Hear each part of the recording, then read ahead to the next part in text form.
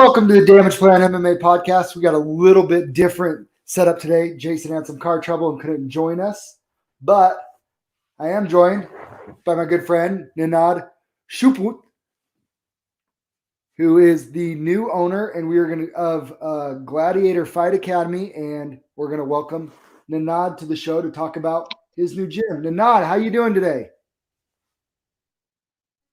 I'm doing great. You broke up on me a little bit here. I thought I lost you, but I think we're back. Okay, I think we're back. I just our little entry here. Okay. You got a new gym. Good. I did get a new gym.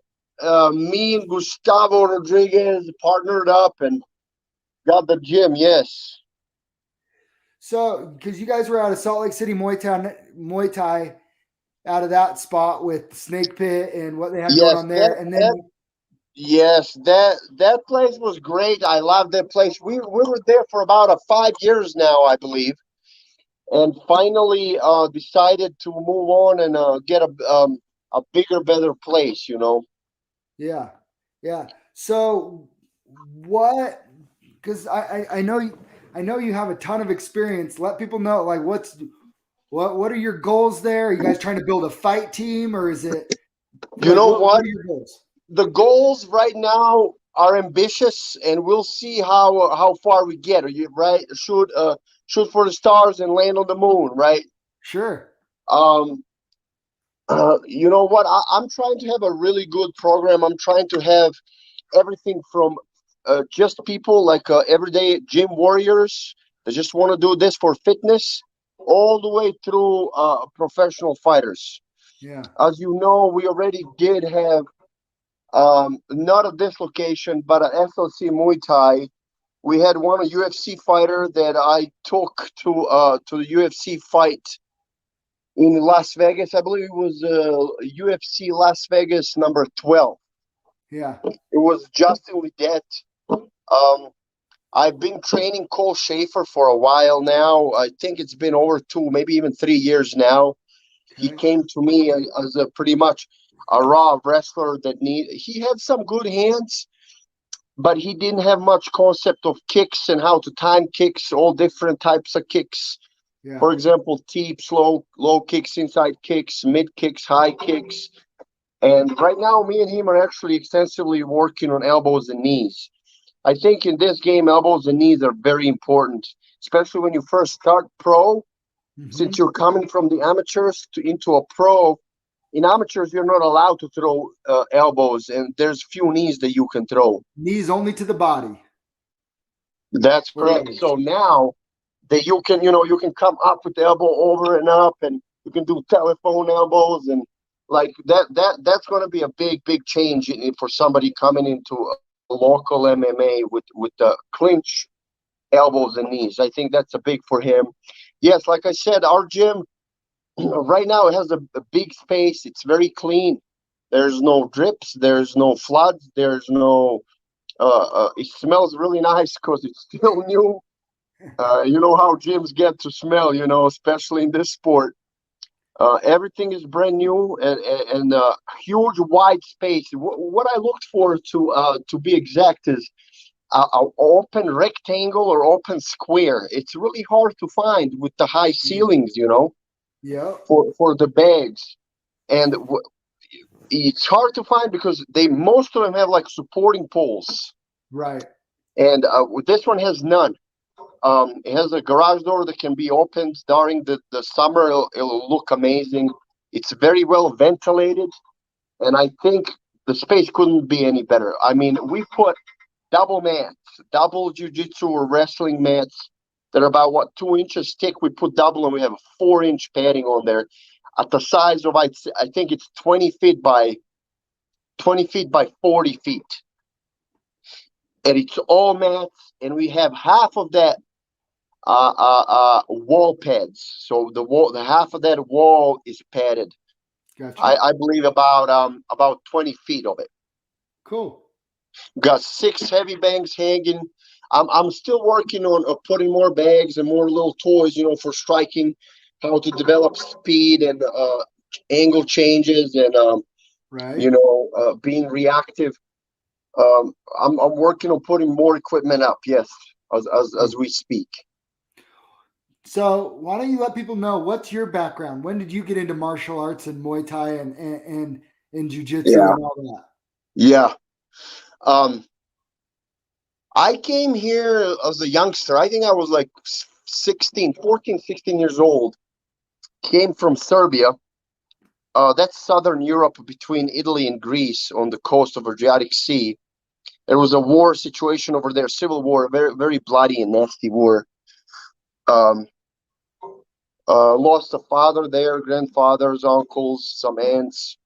But we came here as a kids, me and my brother with my mom, went to high school, and throughout the high school, I played basketball. I played for Highland High. I think they were 4A school then. Okay. And we won a championship in 2002, basketball championship. And Oh, then from nice. there, I got recruited to go to Linfield College in McMinnville, Oregon. Played basketball there for 3 years, and then switched over to play at Weber State, which is Division One, and Linfield is a Division Two school. So played for Weber One State under Coach Joe Cravens. Amazing guy, amazing guy. Yep. So I used to go to his basketball clinics when I was a kid. yeah, Joe Cravens, man, I love that guy. He's old Yeah, school. I love him. He's straight to a point, and there's no messing around, man. that's right. He ran us. He ran us up and down. We did lanes. So you miss a layup, you run lanes, man. It Yeah. was crazy. I mean, I've been an athlete my whole life, and then I played a little bit in England Leeds at like a semi-pro league, um, and then played for Vancouver Volcanoes in Canada for one season, and came back here to Salt Lake, right? And I'm used to like organized training and organized practices and being an athlete. Yep. And friend of mine, Victor, that I'm business partner in something else right now, which is wood floors. He was always telling me, "Oh, I'm going training. I'm going training." I'm like, man, I have nothing to do. I want to go to this training you're going to. What are you doing? He said Muay Thai, and I was like, Muay Thai? What is that? I didn't even know what that is. Okay. And this was 15 years ago, maybe 13 years ago. Yeah. And I went to one of his trainings. He was training at MTI, which is Muay Thai Institute at the time, under Sakasem. And I love the training. I love the kick in the bag and the pads and the pad work and movement and sweating and being out of breath. And when you spar, then I started when you spar somebody attacking you, and you're out of your breath and you can't fight back as well as you can now when you train. So I fell in love with that, right? I fell in love that with Muay Thai. I loved elbows and knees. I loved that was an option. And teeps. I was like, oh my god! Like before, you would just see like a kung fu movies, right, where Yeah. they do little things, or you see boxers only use hands. But this was like everything, like kicks, elbows, knees, punching, all different type of stuff. But I fell in love with it, and I just kept on training, training, training. And then I took my first Muay Thai fight there. They actually held them there at the gym. Gym was huge, had a huge ring, and they could put bleachers around and have audience. I took a few fights with them, and then Victor decided to switch to MMA, and I was like, What is MMA now?" So watch him fight a MMA in a cage once, and I was like, I want to do that too. But me and him only had like a Muay Thai background. He trained earlier than me. He's been doing at that time. He was doing Muay Thai for like 8 years already, and I just started that year, and I had a few fights. And he started doing MMA with no jiu-jitsu, no ground, no wrestling, right? And he did well. He did good. He did took two of them, and then finally I took my MMA fights, and I loved them. And then I started doing. Before that, I was making fun of jiu-jitsu. I don't want Gustavo to hear me. I'm at the gym right now. He has a class over there. I used to make fun of jiu-jitsu. I was so raw. I was calling it names and this and that. I don't want to keep a man between my legs and all that stuff. Then I lost. one fight in MMA to an armbar. I was so ready. The guy didn't want to exchange with me. I was a little taller than him. I think his name was Dominic. I forgot his name. Giro. Oh, Dom Giro, yeah. Yeah. I lost to him to an armbar in the second round. He didn't want to stand. He wanted to go down, and he got me an armbar. I was about to reverse, and I got up on top of him. He switched from a triangle to an armbar, and I lost. And I felt like a little girl. And then I was like, dude, I'm never going to feel like this again, because I hate being helpless in situations, especially when it's physical. Yeah. I grew up in a rough area in Serbia. There were some, and you know how kids are. Sure. And I was bullied, throughout the school and everything. So when I feel helpless in somewhere, I go and attack it. I want to be good at it. I don't want to feel vulnerable. Right. So I started doing jiu-jitsu since then. And guess what? Now I am a brown belt, second degree under Gustavo. In fact, my professor Gustavo just walked in here. He got done with his class. What's up, Gustavo? I want to say hi. Welcome to Damage Playing Podcast. Hey, what's up, Gustavo? That's Zack. It's with me too. Yeah. How are you doing, guys? Good. How are you? Good. How's Jason doing? Good. Jason's not here. He got a flat tire on the way. Oh, So sorry. He's on I'm doing this podcast with them. Good to see you, Zack. You too. See you soon. So and I guess right now, it's been 8-9 years I'm brown belt. So, I don't think I'll get submitted that easy again. Okay. So are you leaving the door open to fighting again? You know what? I never really closed that door. I had some issues with the law, and I had to sit out for a few years. I wasn't available. Then this COVID hit us, and right now I got opened up this new gym. And I never closed the door, but I don't want to announce anything right now either. Okay, well, Nanad, you're talking to a matchmaker for a promotion that would sign you to fight whenever you want. Sorry, you broke up on me right there. I said, you're talking to a matchmaker for a promotion that would sign you. Yeah, I know. I'll let you know later, buddy. Like for right now, I gotta concentrate on making sure the gym is running well and everything is going smooth. I get it.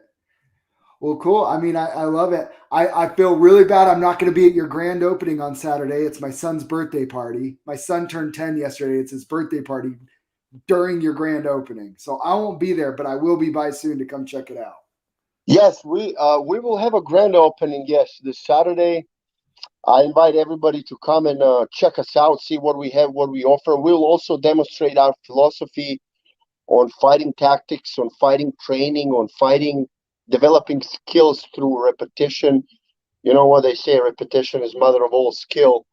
Tenacity is the father of all skill. So I truly believe in that. Like I said, I have extensive background in Muay Thai. I'm certified black belt in kickboxing, as you can see here through ISKA. And I'm close to being a black belt in Jiu-jitsu as well. Yeah. So I mean, I know a couple of things on a good day, and I'm willing to share with others.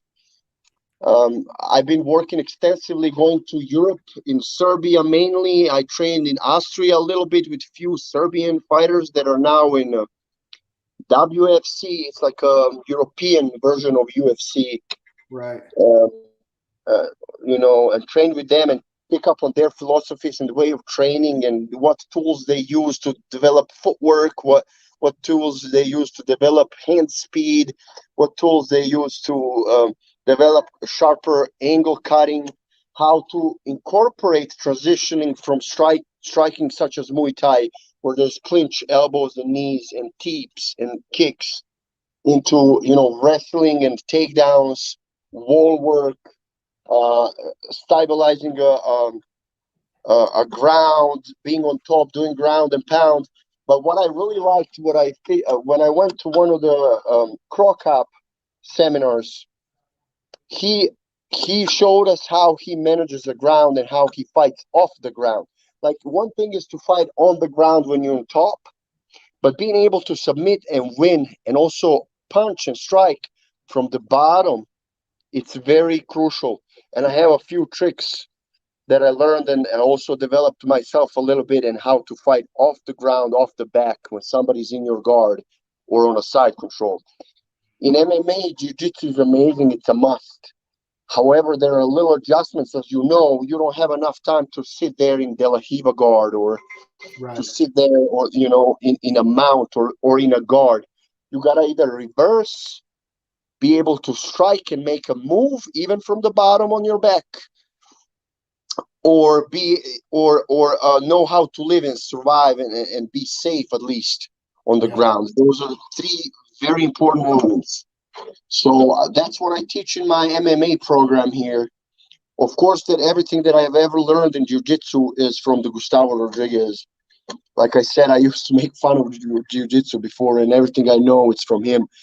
But traveling through Europe and seeing how other people do it and how people, what their philosophy is and approach to certain situations on the ground, I have put together and have trained over the years, always with me and others, how to get out of, I call them a shit show. When you're in a shit show, when you're in a shit, when you're in a bad situation, how to get out of it. The reversals are very big for me here as a bottom player in jiu-jitsu or bottom player in MMA, which, people think, oh, I'll never get on the ground, or if you get me down, I'll just work on getting up or stopping the takedowns.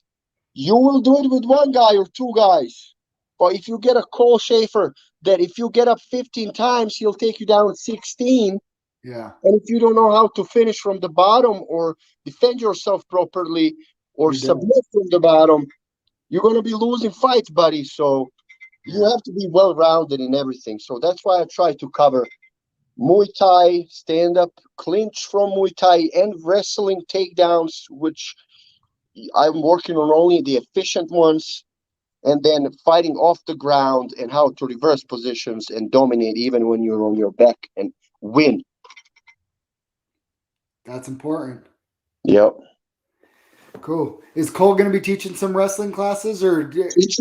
Cole will be helping me teach. I don't know about his schedule. He's also getting ready always for fights and stuff, but I'll have him at least once or twice a week doing the takedowns and working on takedowns, doubles and singles, in clinch, over, under, head positioning, and how to keep somebody on the ground, how to control legs so they don't get up as easy once you take them down.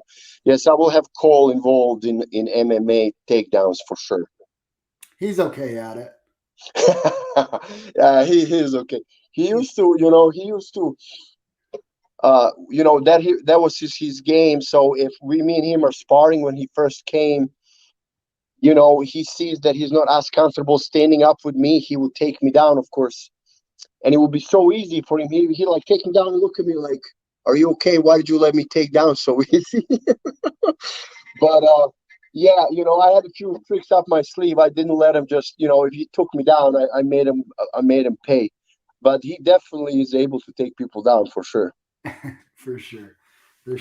Awesome. So everybody, Gladiator Fight Academy grand opening this Saturday. Yes. From 3 to 7.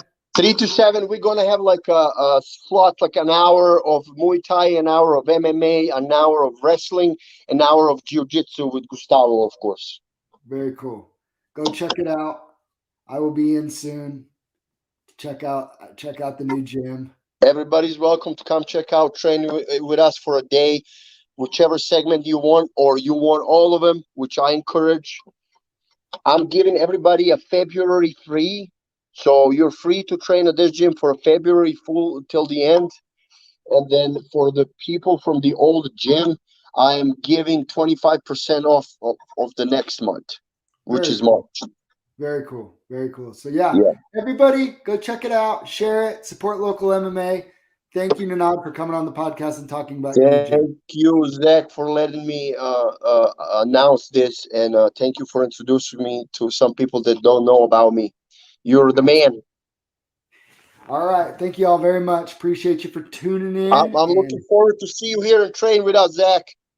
I'll be there. I'll be there. Okay. See you, I'll bud. see ya. Bye.